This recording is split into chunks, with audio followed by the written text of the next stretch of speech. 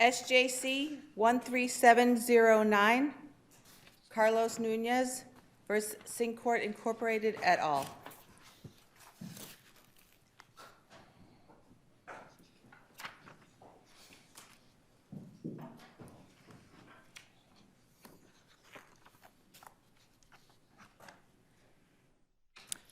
Okay, Attorney Moslinger. Thank you, Your Honor. May it please the court. Good morning, Chief Justice. Good morning, Justice of the Court. My name is Raven Moslinger. I represent the appellant, Carlos Nunez. The Wage Act starts with a very simple commandment, and that is that employers are required to timely and completely pay employees their wages earned. Now, the statute doesn't define wages. It does not define earned, but this court in a series of decisions has adopted the plain meaning of both words. With respect to wages, this court has said that wages are a pledge or payment of usually monetary remuneration, especially for labor or services. And this court in a series of decisions has said that the word earn means that once the employee has completed the labor, service, or performance required of them, they are said to have earned their wage for purposes of the statute. So put in very simple terms, if an employer offers an employee money for a service, that's a wage. And if the employee completes the service required of them, that's an earned wage for purposes of the statute. And that's exactly why the retention bonus here that was tied to Mr. Nunez completing certain service and performance-related requirements, which he indisputably completed. Can you tell us what the services that your client performed were? Sure. So, well, he was the director of finance at the company, and so the three requirements were, well, he continued to perform his normal job duties. The record is silent as to the exact performance of that work, but it's undisputed that he continued performing his normal job duties. Isn't that the issue, the discretionary part of the bonus? Pardon? The performance-based part of the bonus. Isn't that the issue here? No, so the bonus was non-discretionary. So it was a retention bonus that was in exchange for Mr. Nunez's efforts, talents, and services, $15,000 paid over the course of several months in 2 installments of $7,500. There were 3 requirements of the bonus. One was continued employment through the bonus payout dates of November 18th, 2020 and February 18th, 2021.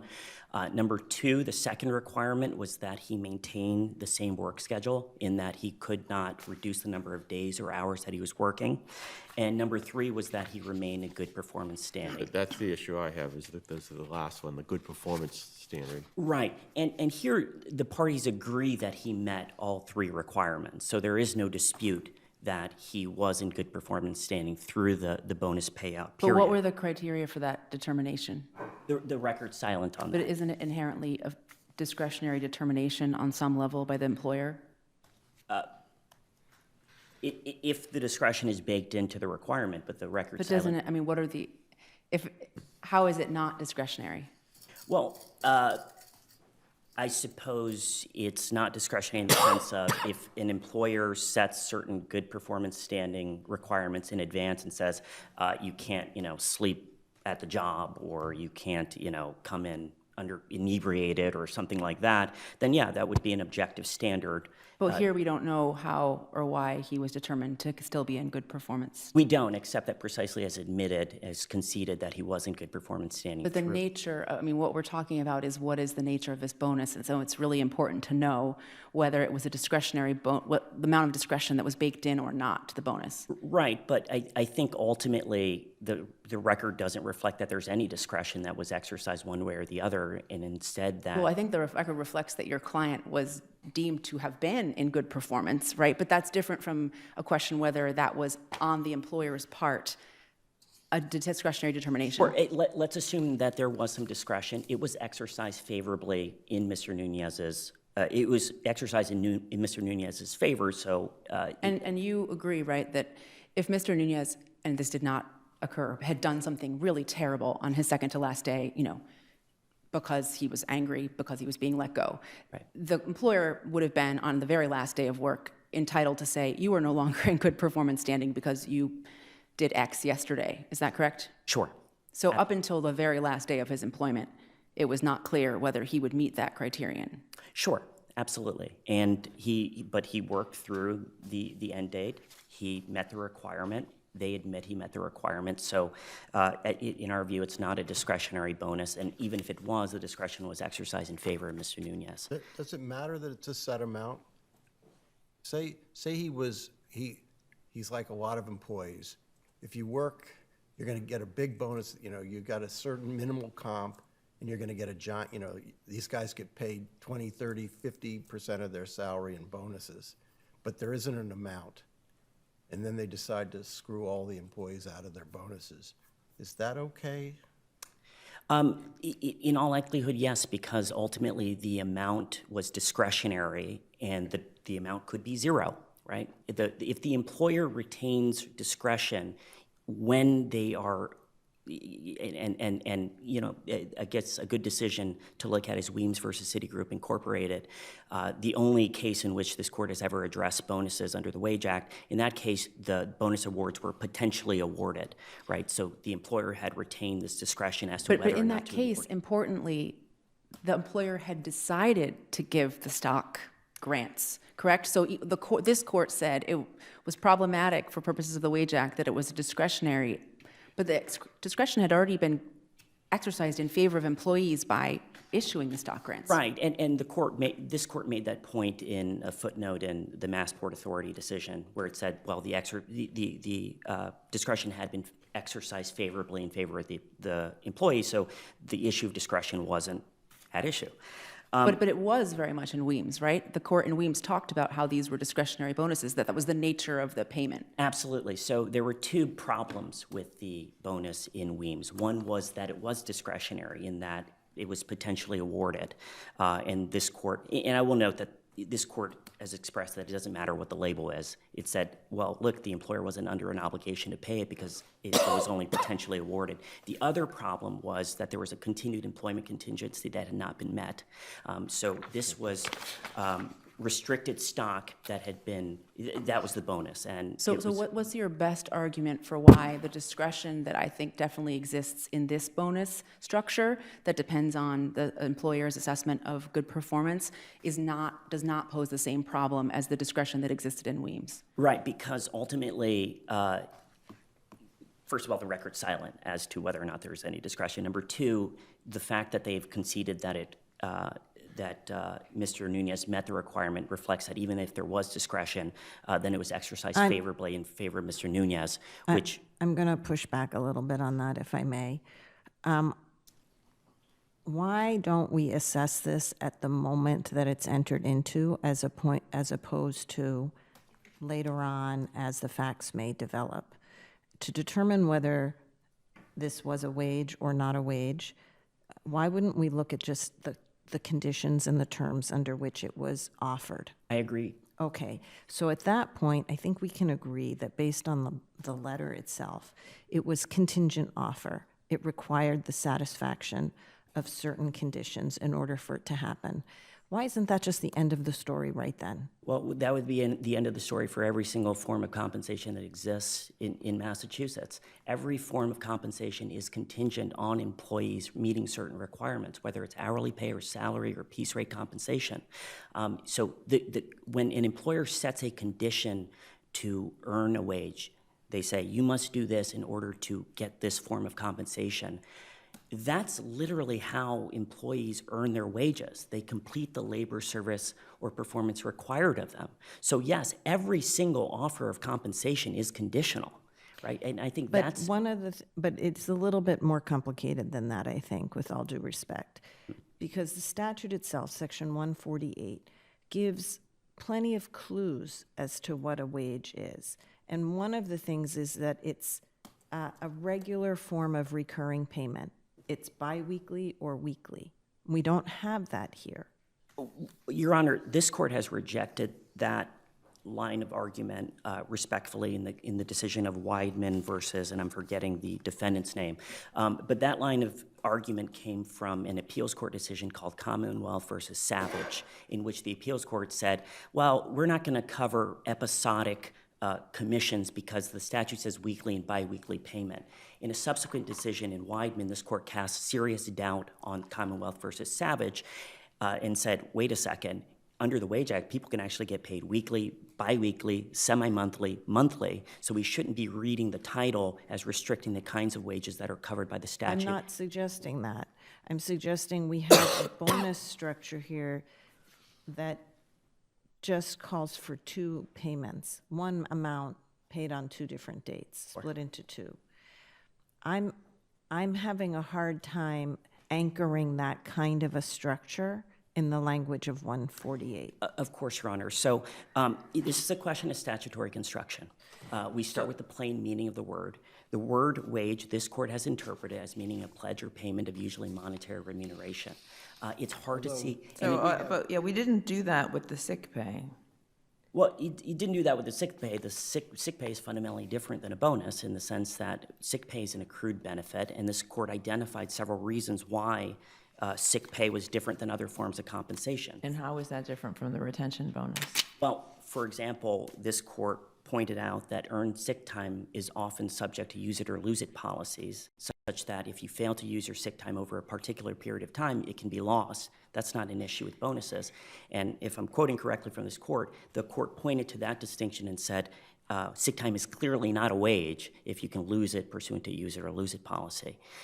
Moreover, But can't you lose this one if you don't go all the way to the end?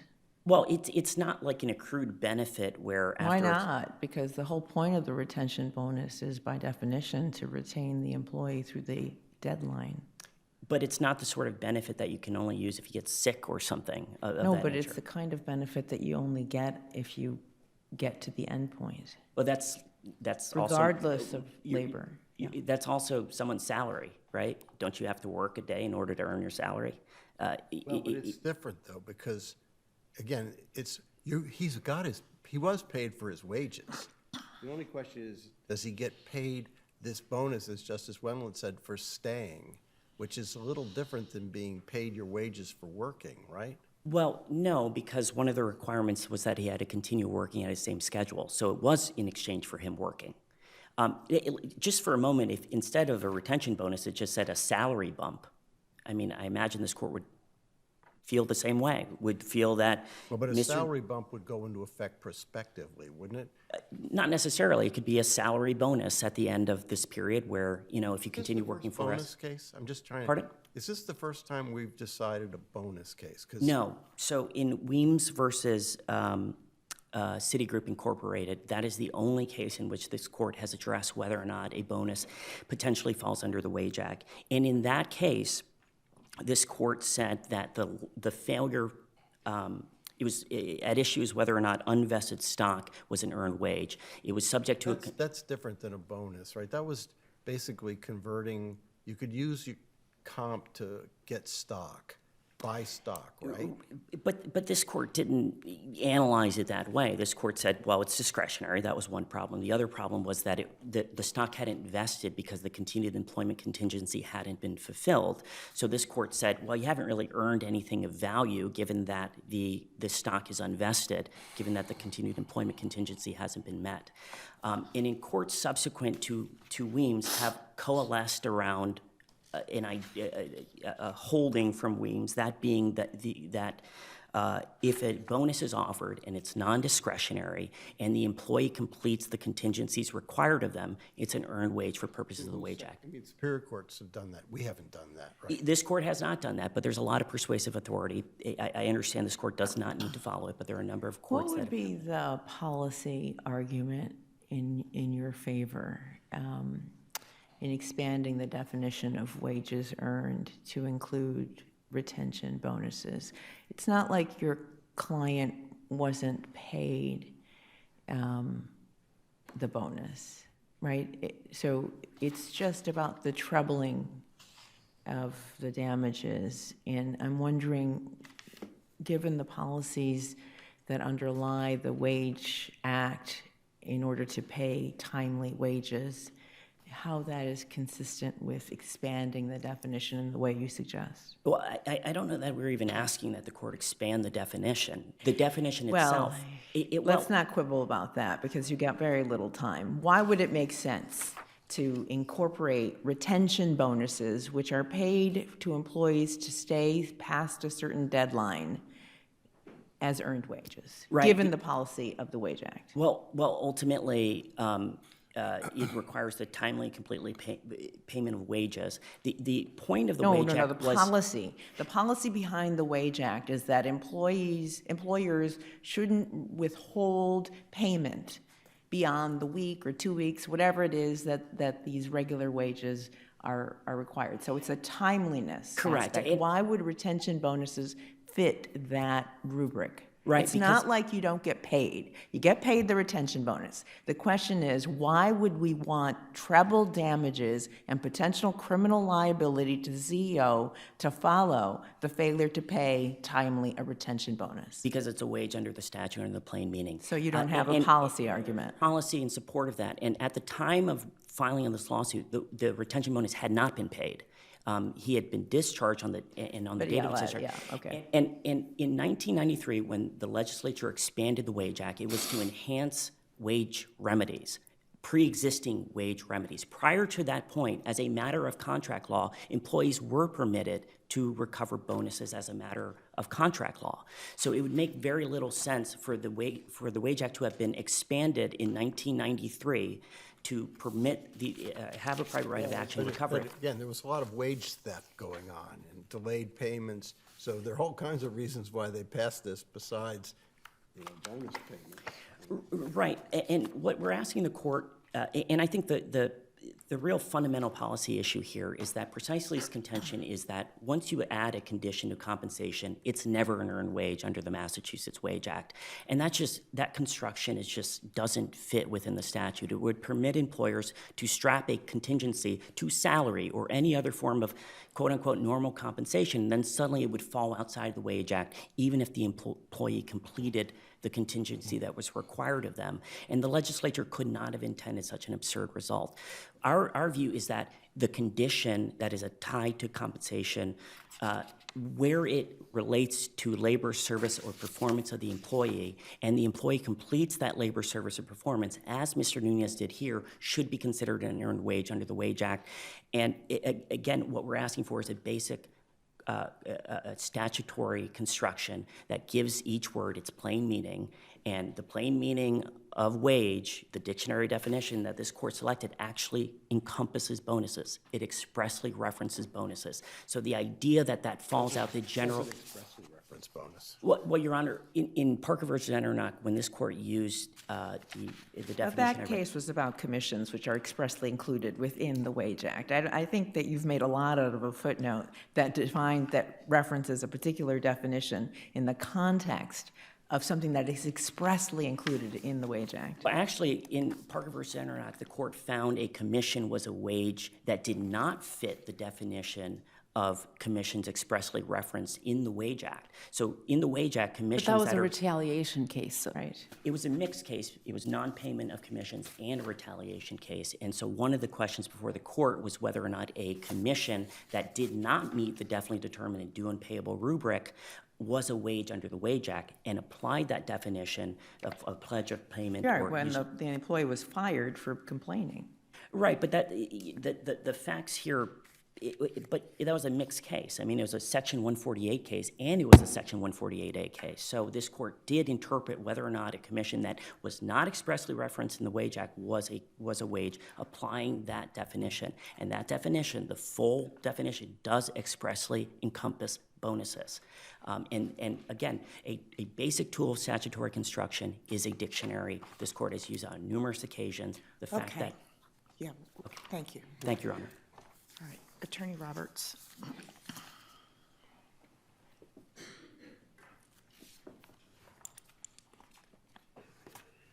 Good morning. May it please the court, my name is Bronwyn Roberts, and I'm here with Charlotte Drew on behalf of our clients, Precisely Software Incorporated, formerly doing business as SyncSort Incorporated, and its CEO, Mr. Joseph Rogers. Before I begin, I would like to acknowledge and thank New England Legal Foundation for its amicus brief filed in this matter. We're here today on two issues. The first is, should the Massachusetts Wage Act, with its mandatory treble damages, attorney's fees, civil and criminal penalties, be expanded to include a retention bonus? And if so, may a mistakenly paid, unearned, and wrongfully retained severance payment offset damages under the Wage Act? So this employee did everything required of him to earn the retention bonus. Why is that not an earned wage? Thank you, Your Honor. The focus should be the nature of the offer. We agree that Mr. Nunez did earn this contractual retention bonus.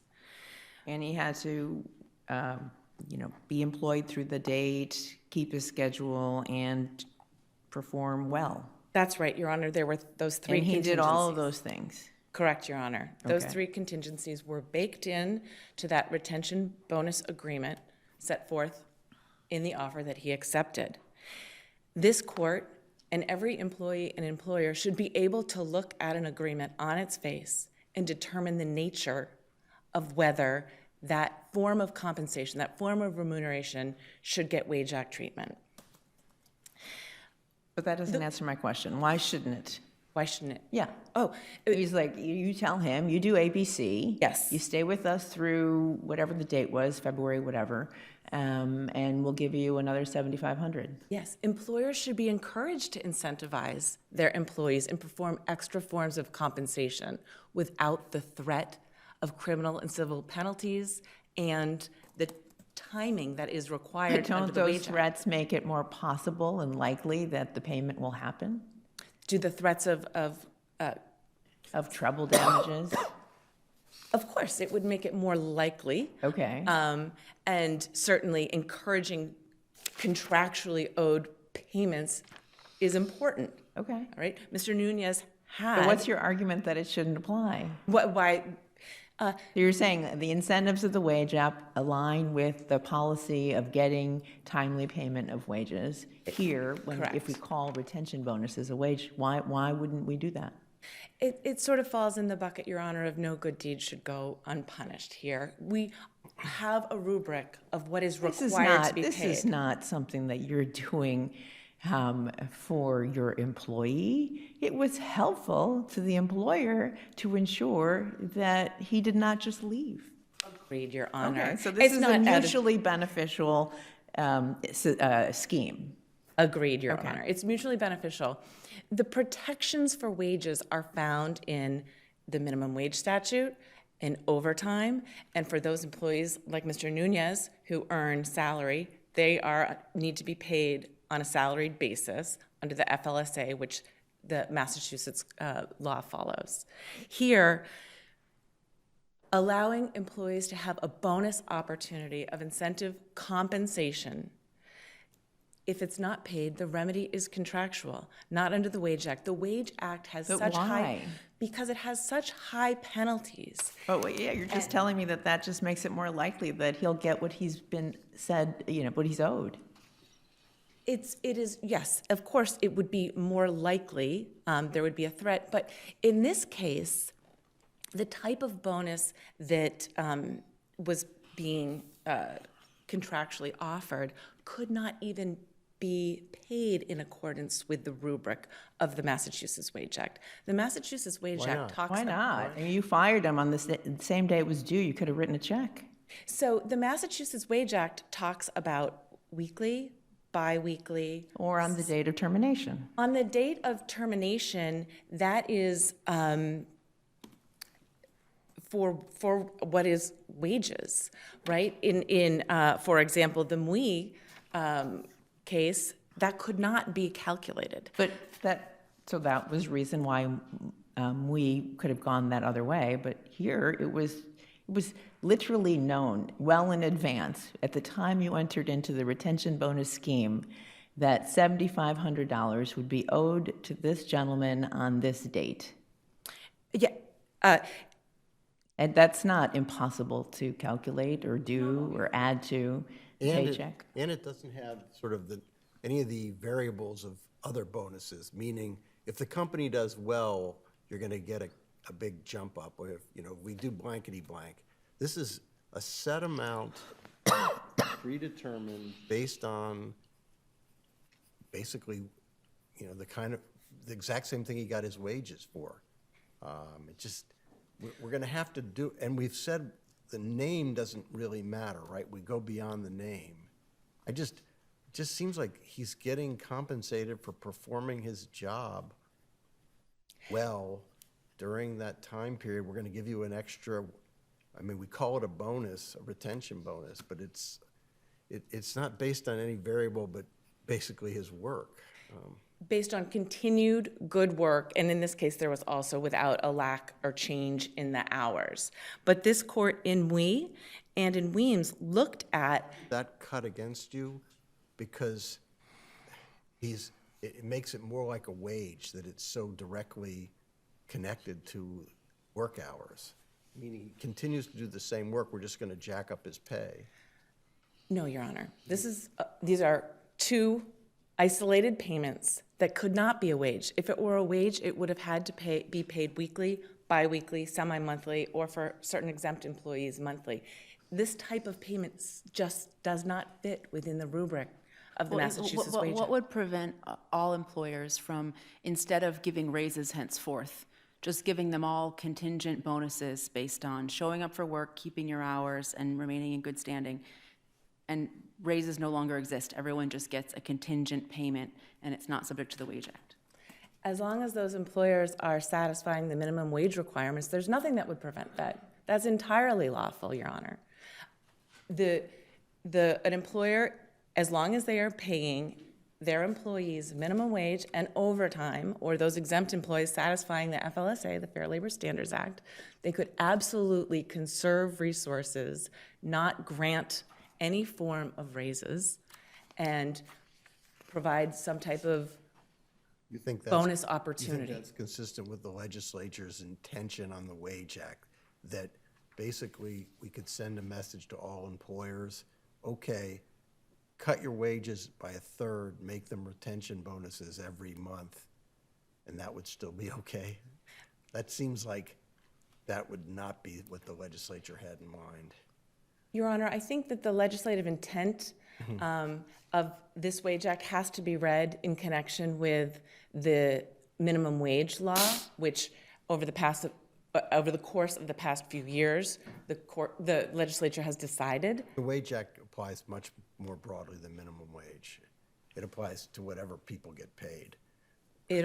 You're correct, it applies to minimum wage, overtime, and salary. And regular wages. And Wages above the minimum wage, right? correct, Your Honor, for those employees who are classified properly as exempt. Yes, Your Honor, it also applies by its terms to vacation pay and holiday pay under an oral or written contract, and those commissions that are definitely determined due and payable. And those are the words of the Wage Act.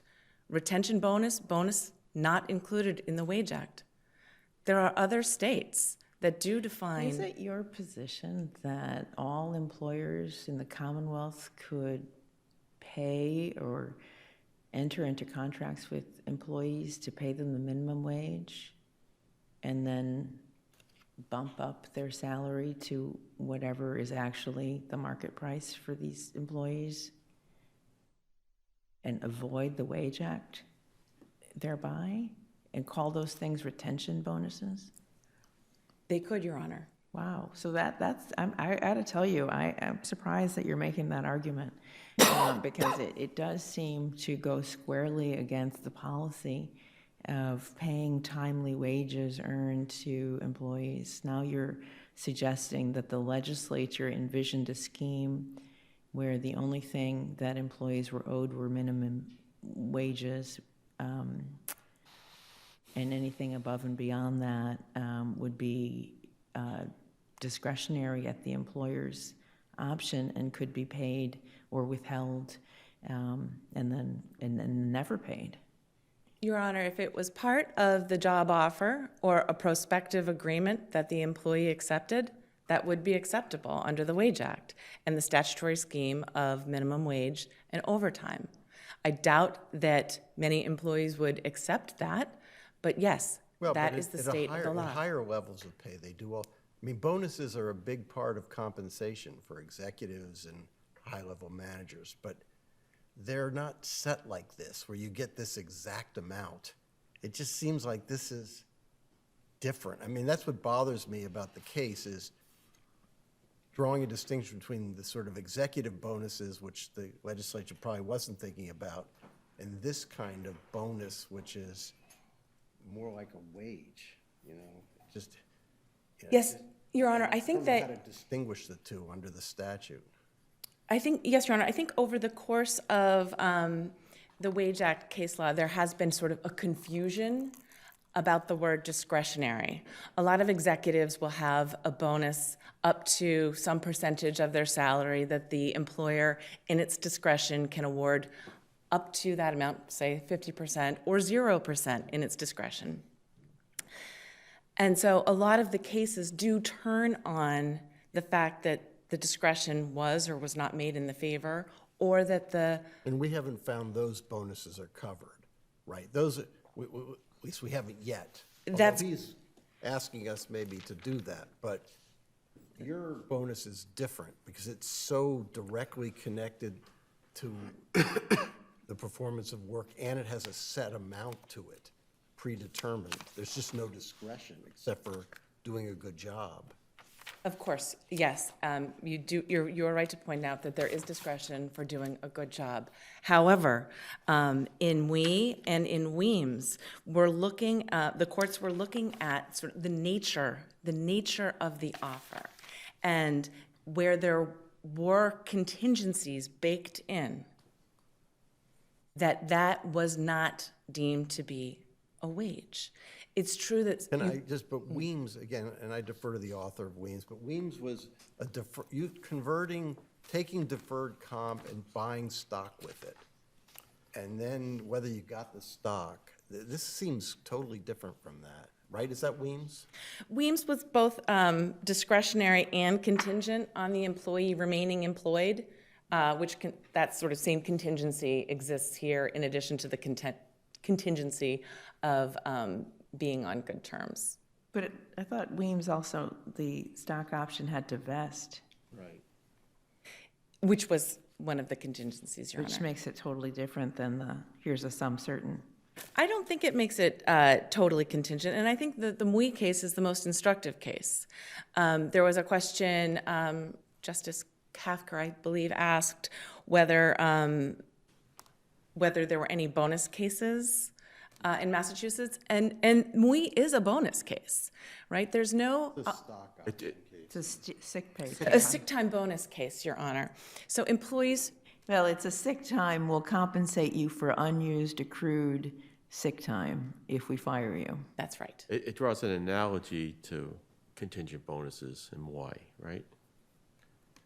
It's not a bonus case, but it draws that analogy. I think it As I read is it. because sick time is not required to be paid. So where there's a sick time bank and the employer offers a contractual bonus that you'll get this to be paid out, it really is, it transforms. It says it's essentially a contingent bonus. That's what Mwai says. Well, I would agree with that, Your Honor. Right. Well, I hope so. Can I ask you a question about your arguments this court? In footnote 3 of your brief, you argue that this bonus was discretionary because Precisely didn't have a legal obligation to provide a retention payment. That's correct. Have you ever argued in this case that it was discretionary because the employer had to make an assessment of whether Mr. Nunez was in good standing?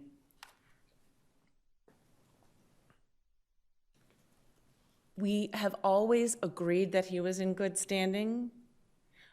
What we have said was that good standing was one of 3 contingencies, has been our argument, Your Honor. So I think that answers your question. We've always said that this was contingent on the good standing, remaining employed, and